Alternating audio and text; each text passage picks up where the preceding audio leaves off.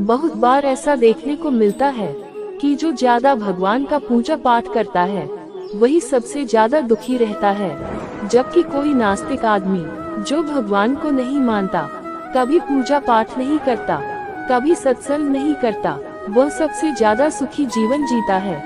ये सब चीजें देखकर कभी कभी तो ऐसा लगता है कि भगवान ही गलत है, भगवान का न्याय ही गलत है। ये कोई कहानी नहीं है, ऐसा हर किसी के साथ होता है। दोस्तों, आज के इस वीडियो में हम आप लोगों को इसके पीछे के कारण के बारे में बताने वाले हैं। भगवान श्री कृष्ण ने स्वयं इसका उत्तर दिया है। आखिर ज्यादा पूजा पाठ करने वाले लोग दुखी और परेशान क्यों रहते हैं? इसका उत्तर भगवान श्री कृष्ण ने श्रीमद् भागवत गीता के माध्यम से बड़ी स्पष्टता के साथ बताया है। तो चलिए फिर शुरुआत करते हैं। नमस्कार दोस्तों, ज्ञान गंगा संगम चैनल पर आप सभी का स्वागत है। अगर आप भी भगवान श्री कृष्ण के भक्त हैं, तो कमेंट में जय श्री कृष्णा जरूर लिखें। तो चलिए शुरू करते हैं आज की प्रस्तुति। दोस्तों, बात द्वापर युग की है, जब भगवान श्री कृष्ण और अर्जुन के बीच संवाद हो रहा था।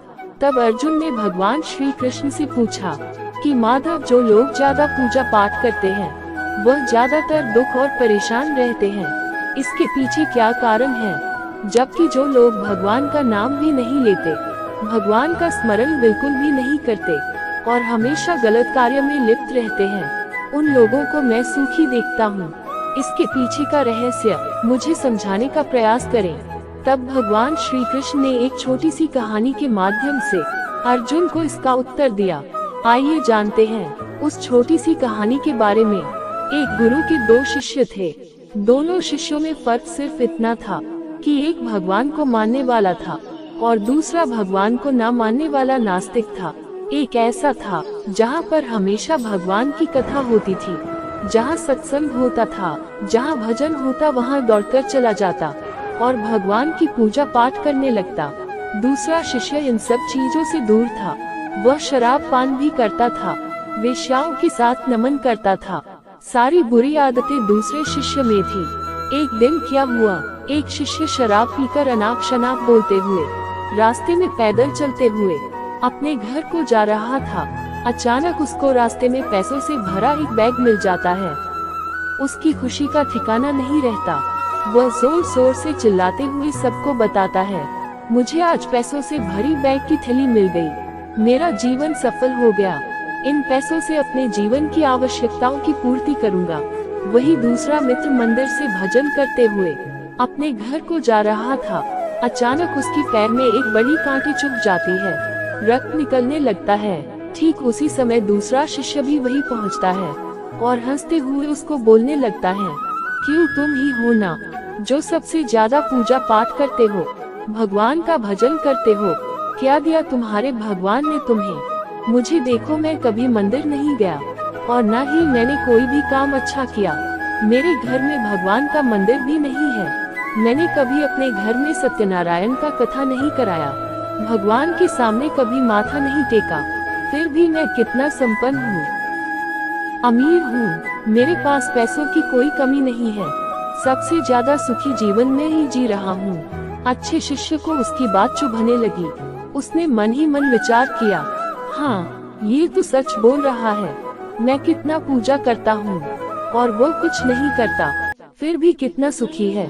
इतना सोचते हुए वह अपने गुरु के पास चला जाता है और यही प्रश्न गुरु से करता है। गुरुजी मुस्कुराते हुए बोले, भगवान जो करते हैं अच्छे के लिए ही करते हैं, जिसकी जैसी योग्यता होती है उसको उसी के अनुसार फल देते हैं।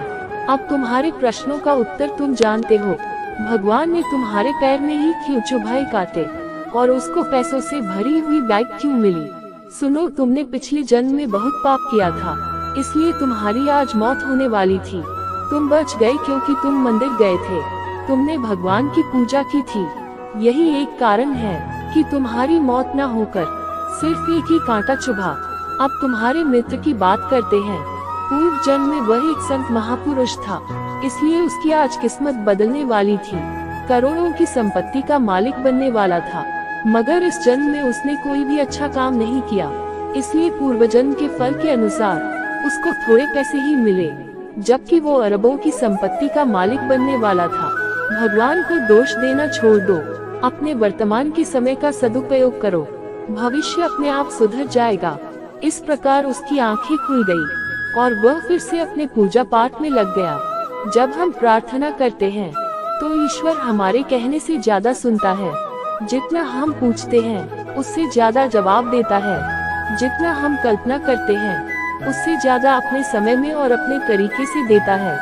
समय का चक्र बहुत तेज चलता है, इसलिए ना तो बल का अहंकार करे, ना ही अपने धन का।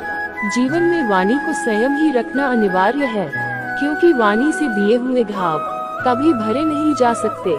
जीवन में कभी मौका मिले तो किसी के लिए सारथी ही बनना, स्वार्थी नहीं। जैसे पानी को अगर दूध में मिलाया जाए तो वह दूध की तरह हो जाता है, यदि वही पानी अगर कीचड़ में मिलाया जाए तो कीचड़ बन जाएगा। हमेशा वह काम करे जो सही है, वो ना करे जो अच्छा लगे। करीबी और गरीबी का सिखाया हुआ सबक इंसान को अंदर से बदलने पर मजबूर कर देता है। जिस तरीके से बात करते हो उस तरीके से सुनना भी पसंद करो। ईश्वर को अपना सबसे करीबी दोस्त बना लो, क्योंकि परमात्मा ही एक ऐसा है जो तब तक साथ देते हैं जब सारी दुनिया हमारा साथ छोड़ देती है।